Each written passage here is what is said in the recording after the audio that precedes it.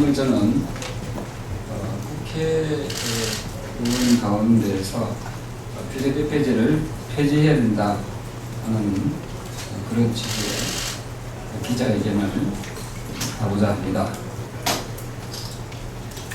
제가 준비된 내용을 말씀드리도록 하겠습니다. 국민 대표로서 재구실 못하는 비례대표제 폐지하라. 새정치민주연합 혁신위원회는 지난 26일 권역별 소선거구제 비례대표 연동제 도입이 필요하다며 국회의원 정수를 300명에서 360명으로 늘리는 안을 발표했다. 국회의원 정수를 줄이기는커녕 정수를 늘리자는 당혁신위원회의 주장은 시대 정신에 반하는 발상이며 민심을 거스르는 무책임한 행위이다. 지금까지 혁신위원회는 국민의 뜻에 반하는 국회의원 숫자 늘리기, 당내 민주주의를 훼손하는 최고위원회 제도 폐지 등 논란거리만 제공하고 있다. 당대표의 거취 문제와 패권 세력 청산 등 국민들과 당원들이 바라는 진정한 혁신안을 제시하지 못하고 있는 혁신위원회가 과연 필요한지에 대해 의문이 든다. 우리 사회의 정치와 정당에 대한 국민의 불신은 말로 설명할 수 없을 만큼 심각한 상황이다. 특히 밀실 공천이 난무한 정당의 비례대표 공천에 대한 불신은 이루 말할 수 없다. 비례대표제는 국민의 의사를 의석에 반영하고 국회의원의 전문성을 높이자는 취지로 생겨난 제도이다. 그러나 선출 방식 자체가 국민의 투표로 뽑는 직접 선출 방식이 아닌 정당에게 온전히 임명권한이 부여되어 있기 때문에 선출 방식의 투명성은 필수적이다.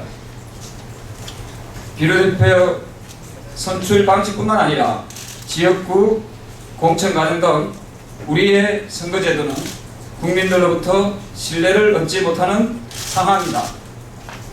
입법의회의 전문성을 살리자는 비례대표제의 취지는 사라지고 돈으로 국회의원을 사는 제도라는 비판과 함께 개파 정치, 줄 세우기 정치의 온상으로 전락하였다.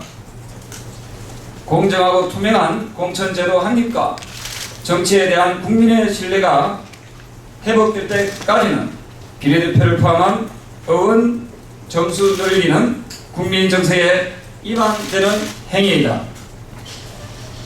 그동안 비례대표제는 한국 정치사에서 공천장사, 개파정치의 수단이자 도구로 활용되어 온 것이 사실이다.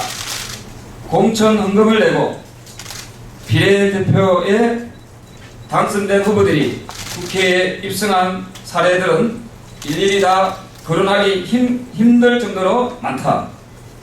비례대표 의원들은 자신에게 비례대표직을 준 당 지도부와 공천권을 행사한 의원들에게 소신 있는 정치행위와 발언을 하기는 어렵다.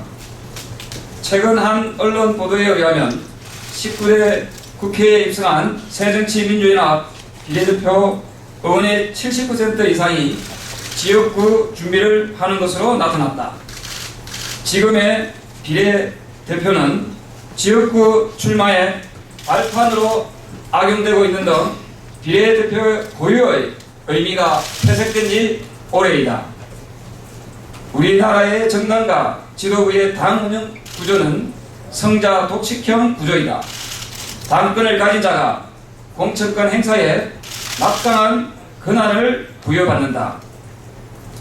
지역구 공천, 경선 방식 등의 권한부터 특히 비례대표 임명 방식을 정하는데 막강한 영향력을 행사하기 때문에 계파정치, 공천장사가 가능한 결과를 초래한다. 당권을 휘두는 획득한 당대표는 일단 수단과 방법을 가리지 않고 공천권을 휘두른다. 외국 사례와 비교 분석을 해보면 미국은 의원 1인당 대변하는 국민 숫자는 약 59만 4천 명이고 일본은 26만 6천 명에 반하여 한국은 17만 1,440명이다.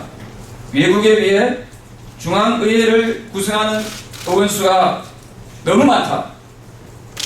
국회의원 정수 확대는 국민들의 정서와 너무나 동떨어진 주장이라 황당하기 그지없다. 시대 정신과 국민 정서에 맞지 않는 주장은 결국 자기들 마음대로 아나무인식 정치를 하겠다는 것이다. 저 조경태는 여야 모두에게 다수 국민들의 열망을 담아 엄정히 요청한다. 이제는 정치권이 앞장서서 시대 정신을 담아내는 정치 제도를 만들어야 한다. 여야의 비례대표제 폐지와 국회의원 정수를 줄여야 한다는데 동의해 줄 것을 강력하게 촉구하는 바이다. 이상 마치겠습니다. 고맙습니다.